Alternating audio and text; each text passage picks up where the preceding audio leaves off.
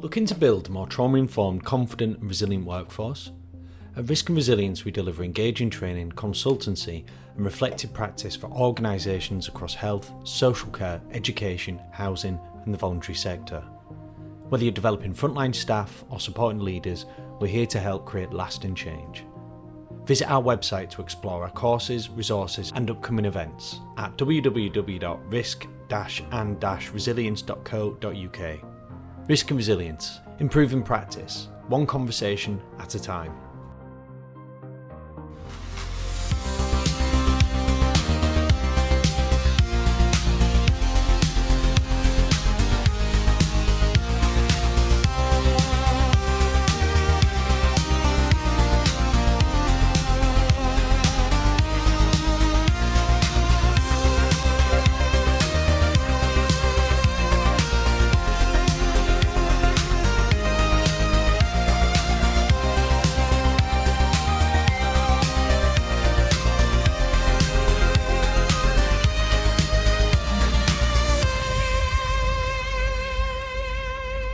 Hello and welcome to Frontline Plus. This is the first of monthly episodes of updates of what's happening with Risk and Resilience, but also reacting to and hopefully giving some useful information out there about updates and changes to the industry as a whole, if that's perhaps not too grand an idea.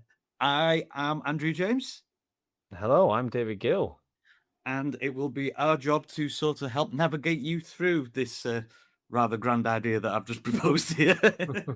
So, how have you been? Yeah, good. So we're recording this in mid to late July right about now. Hopefully this will be released around sort of end of July, early August time. But we are very much in the middle of a heat wave. Ooh, yes, I don't know what you class as a heat wave anymore. But yes, it's very difficult to focus on anything in terms of work-based stuff just because you just want to be out there in the sunshine, relaxing, chilling. And weirdly, some of the things that I've been hearing repeatedly as well is people saying about how the UK doesn't have a top-end temperature that you can work within. So obviously if it's too cold, you can't work in an environment, but there isn't the opposite end of the spectrum as well. So I think that has caused a lot of debate about, is it, do we need to rethink that? Do we need air conditioning because of climate change and everything like that? But yeah, I've been feeling it where I work and sitting in a lot of water and dangling feet and things to cool myself down. What about you, Andy? How are things? Yeah, it's been thoroughly unpleasant. I mean, as you know, and I'm sure any listeners who've paid close attention will know, I do occasionally spend a fair bit of time helping out court teams, and still the insistence of having to go into a court in these sort of temperatures, full suit, tie, jacket. I mean, it's no fun for me, and God only knows what it must be like for barristers who have to wear the gowns and the wigs and all that sort of nonsense. It must be thoroughly unpleasant. But yes, other than that, I've been getting on quite well. I've had a birthday. I am now years old, which is lovely. But that's enough about that. So the idea behind this podcast isn't to take away the other podcasts that we are working on. So we are still doing a lot of deep dives into things. We've done a couple of special episodes recently, one around toxic masculinity, one talking about the world of the Trauma-Informed Film Festival that is coming up in October, which we'll probably do a lot more information in our next episode as well to sort of get people up for this. But we are also doing our deep dives, and we've done ketamine, vicarious trauma over the last couple of years, and we're doing a deep dive at the minute in neurodiversity, which will be coming on this same podcast feed over the next couple of months. But these sessions, these monthly podcasts, are just to give you an idea of sort of what's being discussed. And we wanted to also start these sessions off with just a basic roundup about anything that we're seeing, anything that we're coming across that we want to talk about. So when it comes to the criminal justice world, the substance use, mental health, safeguarding, anything that we work in primarily in the third sector world, what are we seeing? What are we seeing at this moment in time? So what for you, Andy, has been like the big sort of stories around this area then? Well, for me, as things often tend to be, based around sentences, criminal justice, the biggest changes in recent months have been the enacting of the Sentencing Act, that's sort of changed criminal justice in a way, because suspended sentences have gone from 2 years to 3 years now. So you can have someone receiving 3 years imprisonment suspended for 3 years, which should reduce the number of prison sentences, short prison sentences that you're seeing. And there's also been a shift now. The judges have been told of a presumption of that if someone is getting a prison sentence of 12 months or less, the presumption should be that that is always now suspendable, unless obviously there is a reason not to. So again, this should reduce a lot of those short prison sentences of 6 months, 8 months that people were receiving, that were sort of making people lose housing, access to benefits, and that sort of things, that help obviously to continue some sort of continuity in service and support. So hopefully a positive move. Hopefully, that's how we must end all of these areas as well. But brilliant, yeah, fantastic. For me, one of the things that has sort of grabbed my attention, funnily enough, was this morning that I came across this article talking about Bristol being declared the city of harm reduction. So the Green Party are looking at full drug reform and looking at changing the whole system, a decriminalisation, perhaps a legalisation of use, and instead sort of tackling them sort of criminal gangs who exploit vulnerable people, which, you know, purely speaking from, I guess, an objective level, it would make sense. It would help ease the pressure on the criminal justice systems. It'll help the NHS. It'll help in terms of understanding addiction as often a response to things like trauma, rather than let's just look at the drug use and criminalise it. I think their view has been, at least if nothing else, has challenged perceptions and thoughts around this. So this article I came across in The Guardian talks about how they've been working with the city to see if they can find a way to get England's first safer consumption room set up. If anyone is unfamiliar with what one of those are, we saw the biggest shift happen in 2025 when we got the Glasgow safe consumption room opened up. And again, you go back through our podcast feed, we had a wonderful episode where we dove into that and talked about setting these things up. But that was set up in Scotland as a devolved nation where there's a lot more, I'm not going to go into it, but legally speaking, it was a bit of a grey area how they got able to get it up. Bristol, as a sort of an English sort of pushing of harm reduction city, they have developed a safer testing site. So they work with an organisation called The Loop, and one Saturday a month, they have a safe testing site where you can come in and get your drugs tested for free in a decriminalised safe spot, and it'll tell you exactly what's in it, harm reduction, how to keep yourself safe. And it also builds a picture of what people are actually using, which we don't really have the data for. So they've been forward thinking in many different ways as well. But they are sort of pushing to tackle the growing crisis around drug use, drug-related deaths by having a legal drug consumption room being set up in the city as well. It is, as you can imagine, it is very much in its early days. Is it likely to happen? We don't know. It has been backed by the Labour and Liberal Democrat councillors as well, which is quite an interesting place to be. But no surprise, it has been rejected by the Tory members who argue, and this is a quote, it is ideologically framed. Yeah. I know. So we've got one of the councillors has lived experience who lost her partner, and she's talking about seeing the value of it as well. So there is that real lived experience. And so for me, that is one to watch on. So we do a lot of drug training, a lot of drug awareness. And I think for me, that's like the big shift. And I literally saw that this morning. It's been my whole focus of today.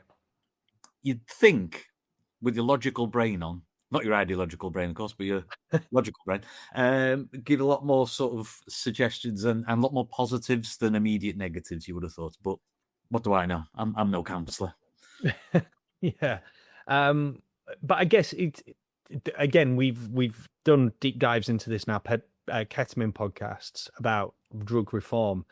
And I just think that it repeatedly comes up. And I think obviously we work this well. We see the impact it has on services, on criminal justice systems, just sort of putting people in and out of prison.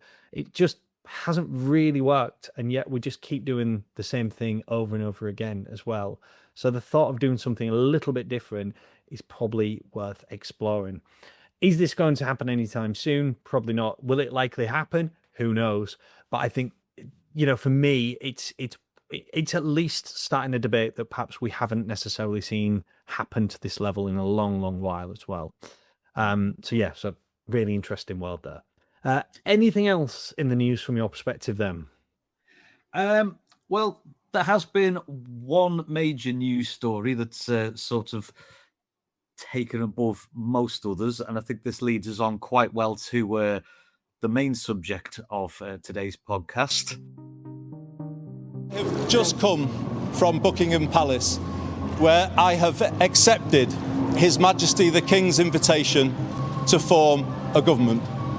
In doing so, I am acutely conscious that I am the 6th person in the last 10 years to walk up this street, the 7th Prime Minister since 2016, making this a moment for reflection and new resolution. On the 20th of July 2026, Andy Burnham officially became the Prime Minister of the UK. Given this is, Prime Minister, it is the big job, and may signal some shifts in policy, in direction. We don't want this to be a political broadcast or show in any way, shape, or form. But what we do want to do is discuss what the possibilities for services, for investments, for the general outlook for the country could be, based on previous history under a Burnham government. So, what immediately came to your mind when this information came to light? Yeah, so this is very much kind of our approach, isn't it? That we're going to have a little bit of a news and then a deep dive, and it does feel like the best thing to be talking about. And I guess the first thing to say about this is that third sector organisations have been, I think it's safe to say this, as on a national scale, have largely been picking up the slack and delivering a lot of essential services that maybe 10 years ago they weren't delivering. When you look at the crisis in housing, you look at the crisis in mental health and in safeguarding, a lot of third sector organisations that have been classically, over a decade ago, as I mentioned, supporting these services, we're finding that they've been delivering essential services. So the hope, whatever happens, whether it is Andy Burnham or future governments, it doesn't, from my point of view, it's not about the name, it's about following through with what they're going to be promising here. It's about looking at what services actually do and almost from my perspective, hitting the reset button and seeing them for what they are, which is really offering support, not picking up the slack of underfunded services. So I guess a long-winded way of saying this, even though I do a lot of work with third sector organisations, my hope by investing in primary sector services, whether it is housing, health, criminal justice, it will mean the pressure on third sector organisations drop and they can really focus on quality rather than a lot of firefighting, which I think is at this moment their priority. And when you look at what he achieved in Manchester, again, looking at one isolated city doesn't tell us everything, but he did put a lot of emphasis on public sector services. That was a big mandate of what he did. And again, objectively, you would look at that and say he managed to achieve quite a lot of that. It will therefore have impacts on future commissioning, funding, partnerships, pressures, of course, all those different areas. But again, if we may switch that up and move away from third sector pressures, firefighting, to actually offering true quality, hopefully there's something positive there. What's your thoughts, Sam? Well, I think I'm pretty much in line with what you've said, as you can't take the actions in one city and sort of just map it out writ large and expect it to yield the same results, because nothing works that way. Unfortunately, there's always going to be little nuances in each different place, different areas. But one thing is true is that Greater Manchester is quite a large and sprawling area. The local transport routes, the B network that was established, has been very, very popular, has been quite efficient from what I can tell. It's capped, so it's low cost for people. It helps people get around. It's publicly owned, and people aren't getting fleeced on their transport costs. There's been regeneration in Stockport in terms of homes. There are advances there that, if you think nationally, and again, I know we said these things don't necessarily upscale perfectly, but transport costs nationally are too high.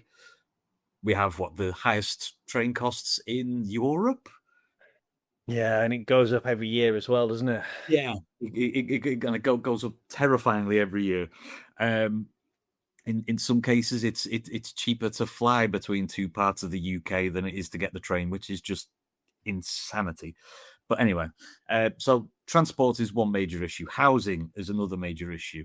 There is at least, even if the exact methods aren't upscalable and applicable to the wider nation, there has at least been shown to be an appetite to tackle these issues with new ways that have borne some fruit, which is not something that you can really say has happened in the UK, certainly in housing or transport, for quite some time. There's usually some sort of talk about bringing in failing networks, in trains at least, into public ownership, but that's only usually until they can then be resold to someone else to run into the ground. Rinse, repeat. So there has at least been some effort and some novel ideas and new approaches given to existing problems. And I think that is realistically what we need, because we've tried in this country, politicians, politics, parties, they've tried the one approach to things realistically since, I mean, New Labour bucked the trend a little bit in the late 90s, but realistically, private investment, private enterprise has been one of the main cruxes of the way things have been done. Every party sort of followed that on. We are where we are. Maybe it's time to just try something a little bit different. A bit more public investment. Yeah, and I think one of the things that he I guess he's talking about, again, talking is one thing, following it through is another. And I think this, whoever the politician is, for me, the biggest worry, a red flag I always have, is when they like to boil down a very complex area into just one thing. You know, it's like there's an issue with society. It's all about the housing. It's all about the networks. It's all about the NHS. And we start to boil it down into these one things. And I think whatever, I guess, political response we see, it has to take into account everything. Like you said in there about transport and housing, it's interlinked into employment, it's interlinked to accessing NHS services. Everything plays a part in this.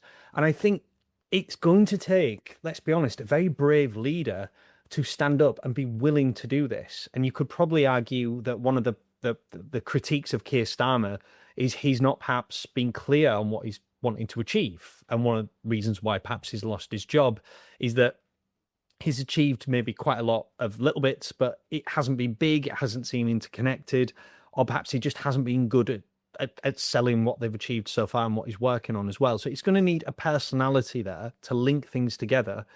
And one of the things that Burnham did and sort of pushed for is devolution, isn't it? You know, he really wanted to make sure that localities, cities, were having control over their pots of money. Yes, there were outcomes they had to achieve, but they could go about it their own way. What do you think could then happen if we sort of take that devolved approach and start to give a lot more authority? And we've already started to see it, I guess, happen with the sort of the mayors of like West Yorkshire, Manchester, all of these areas starting to get mayors and have a little bit more control. But I guess one of the themes from all of those candidates is we want more. We like a little bit, but can we have a little bit more as well?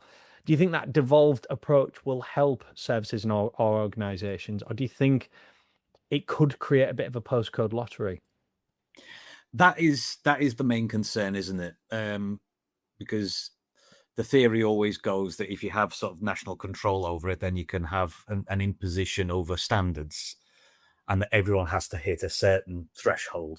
Whereas if you do the devolution, yeah, you may end up with some form of postcode lottery will come with positives, but also will come with potential negatives. The centralized approach comes with it becomes slower with making decisions, less responsive to local needs. They're major problems. But then you do have the uniformity of coverage that we've already established. With the more devolved approach, yes, you do run the risk of different services having different quality in different areas. That is a major problem.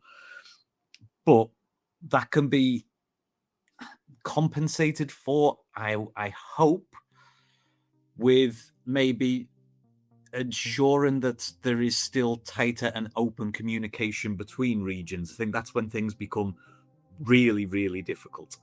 That should hopefully go some way to sort of negate that postcode lottery effect. And I guess it fits in with the wider issue I've seen for the third sector over the last couple of decades as well, which is the competitive commissioning. Is that classically third sector organisations were offered, were asked to help, they would commission for business. And there was quite a lot of camaraderie there, helping each other out, recognising when you're best placed and when you're not. But I would say that as of the 21st century and the shift of approaches, we've seen so much more focus on competitive commissioning, all small organisations, large organisations, basically fighting each other for contracts, which then creates this culture of holding everything in, which also then creates more of a business approach because we're fighting for business. And I think sometimes, particularly in some of the larger organizations, maybe some of their identity has been lost because they've had to behave more like a private organization than a third sector organization. So if that devolved thing happens, the danger is that then, as you say, you get these cities or towns or localities going, we are the sort of the best city for responding to housing issues. We're the best city at responding to mental health services, and we're not going to open that up. We're not going to share that. So that communication that you've just talked about there could be it could be enhanced. It could become worse for people because what you've got over here, they don't want to share with it over there. And then things get lost along the way. So this devolved approach has to be about working with communities and getting the best out of them and getting best out of local third sector organisation, national and also local, primary services. But it has to make sure that there are national guidelines in place, that this devolution doesn't take too much of that away, that we make sure that there is still that structure in place, that yeah, you can do what you want within reason, but these are the things that we still need to have, and you still need to communicate with everyone else. I do think that, particularly from my point of view, the national large third sector organisations that work within housing, homelessness, substance use, mental health, they have a responsibility, if anything does shift on a large scale, to maybe speak to the government, ensure that the third sectors are having a seat at the table. And then when it hits, if it does go to that devolved approach, making sure that the smaller community organisations that might only have 20, 30 staff, but play such an important role in the communities, they are brought to the table as well. Because we know, again, it fits in with that classic trauma-informed approach. If you are done to rather than done with, you're never going to flourish. So I think this is a real important time for organisations to think about how they can join the conversation, whatever happens, and making sure that whatever investment happens in this field, their voices are taken into account. Yeah, I think that's sensible, makes perfect sense. One of the big things that we have, I guess, avoided talking about until this point, because I think we can't put it off any longer, is the fact that all of this will inevitably cost quite a lot of money. And if there's one thing even the most casual observer knows about UK politics, or even mostly world politics really at the minute, it's like most people, most nations, don't have an awful lot of money. So there are going to be a lot of questions to answer about the potential for how that funding comes about. What changes are going to come? Will there be rises in taxation? There's been quite a few noises recently to suggest there probably will be. How that is made up is yet to be said. But certainly there are some sorts of conversations going on, because unfortunately we do all want quality services. Quite a lot of people rely on quality services, but in order to get them, that finance has to come from somewhere. I guess the challenge within this is that we often say, don't we, there is no money. And that is what the politicians say. That's what we hear all the time. But we know that isn't true. We know there is. And this is one of the things I always like to push back on, is when we hear we have no money. We do have money. It's just not going to the right places. We are still living in a society with more millionaires and billionaires than ever before. The sort of disparity between what people have at the very, very top, a ridiculous amount of money, the sort of level of money that you just cannot visualize, versus someone who's earning what, again, a few years ago would be deemed to be a good job, which they're only just scraping above minimum wage, where they can't afford rent, bills, mortgage, whatever else it may be. So there has to be, beyond just what was in our sector politically, there has to be a way to rebalance everything out, to stop the people at the very top becoming more and more rich, and making sure the wealth distribution happens. Again, that is a massive debate and discussion, because people always say, well, if you start taxing people heavy and you stop generating that level of wealth, these big organizations won't come to you. But there is a balance. There is a balance. And I think allowing our politicians and our government to say there is no money, I think is letting them off the hook. And I think we should always push back and say, no, there is money. Are you making sure you are getting it from the right people and redistributing it in the right sort of places? Because if we don't, we are already seeing the impact. Going right back to what we talked about at the beginning about third sector organisations delivering essential services, because NHS and criminal justice systems just cannot hold on to this. It's only going to get worse if we don't invest now. And again, we try not to be too political, but I do think if we have someone like Andy Burnham come in who practices what he preaches, maybe, just maybe, we might see some tweaks in that world, and hopefully whatever wealth redistribute. I'm not saying we get rid of billionaires overnight, because I know it's never going to happen, but even just skim a little bit off the top there, who knows where that could go and what could invest in our communities. And in a further echo to what we mentioned at the start of the show, if, say, for example, some of the suggestions, some of the novel approaches that were mentioned about in Bristol through the Greens did become a little bit more popular, there may be other sources of taxable revenue that could be considered by the Treasury. If certain things were legalized, regulated, monitored, run by the state, perhaps. It's just another form of raising money to then be diverted into essential services, without causing the more visceral panic that you do get when someone comes in and just says the words that gets everyone's backs up. We're raising taxes, because that immediately gets on everyone. It gets everyone on edge. Yeah, and again, this is probably why we've seen, not just here in the UK, but nationally, internationally, the level of more extremist parties rising up, because they are providing simple alternatives to things like that, and pointing the finger and blaming people.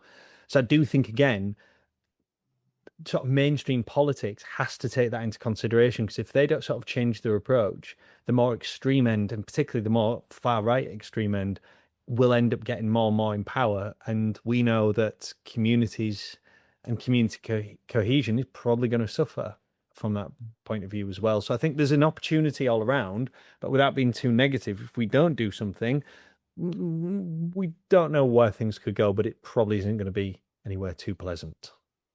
No.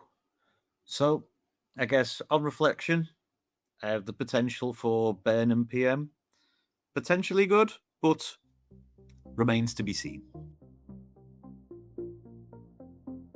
Have you signed up to our new newsletter? Find it on LinkedIn and on our website.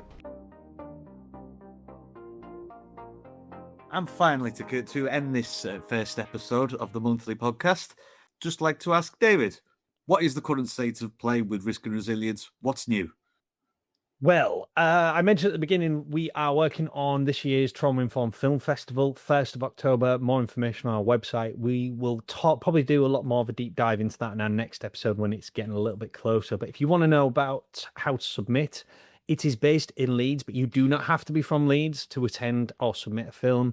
It is, I was about to say, an international film festival, maybe just national, but one day hopefully we'll make it international. But it's there to celebrate, and it's completely free. If you can sponsor, we welcome sponsorship, but you don't have to pay for anything for submitting or for attending the festival. But please do share it when we put it all on our website and social media. So that is, of course, happening. We are also constantly working on our Tilt platform. If you've not heard of that before, it's our trauma-informed learning tool. There is a free training course you can go on there to give you an idea of what's going on. And we're working with a lot of organizations now doing a lot of hybrid models. So you've kind of got a classic e-learning with a bit of interactivity thrown in there as well to challenge the whole boring classic e-learning approach, which no one likes. So trying to make it as engaging as possible. And we are working with organizations right now, building sort of specific ones on there. So if you ever think your organization or your team could benefit from something bespoke like that, happy to have that conversation.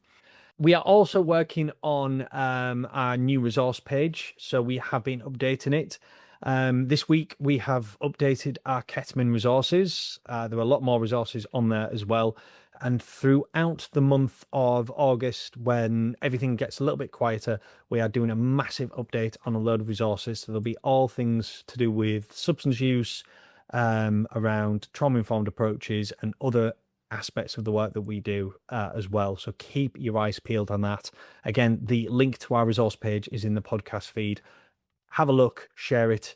And if there's anything you would like to see on there, do get in touch as well. And just beyond that, the sort of main sort of training package that we've been working on in consultation with services that I think is gathering a lot of traction at this moment in time is our neurodiversity and substance use. So understanding substance use from the perspective of those who are neurodivergent, why they might use, and why it might be classically, why it might be different to, say, classic using. So, for example, I use a stimulant to get high. Might be a neurotypical brain, but for, say, an ADHD brain, it's a completely different process. I might be using a stimulant to bring myself down. So we're doing a lot more in depth on that and looking at how it interacts with meds and other bits as well.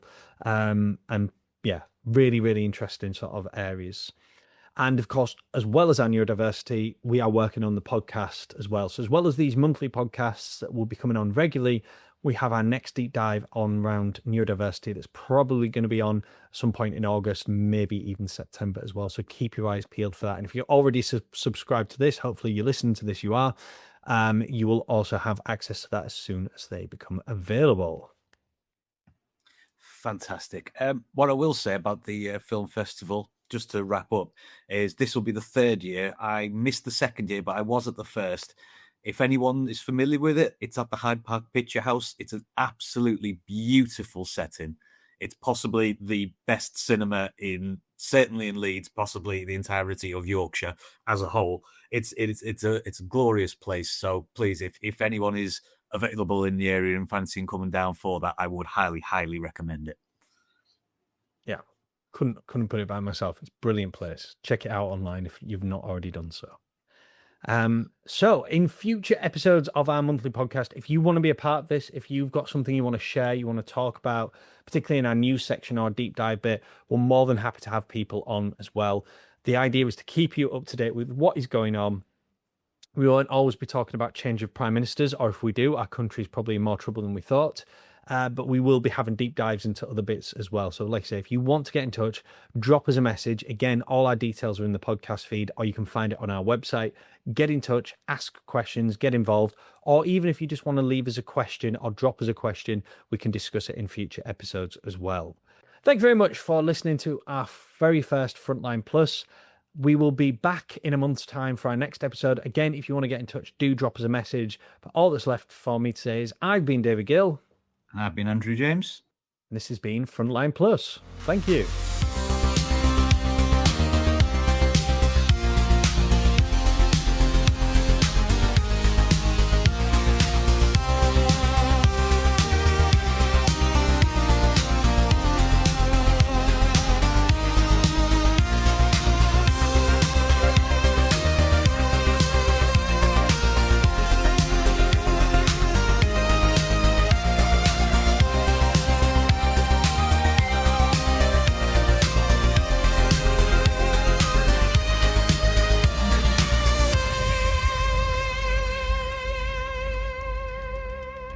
Learning doesn't have to mean ticking boxes. The Trauma Informed Learning Tool, or TILT, is a flexible e-learning platform designed for busy professionals. Explore bite-sized, trauma-informed courses, join a growing community of practitioners and learn at your own pace through reflection, not exams. You can even try our free introductory course today. Visit www.yourtilt.co.uk and discover a better way to learn with TILT.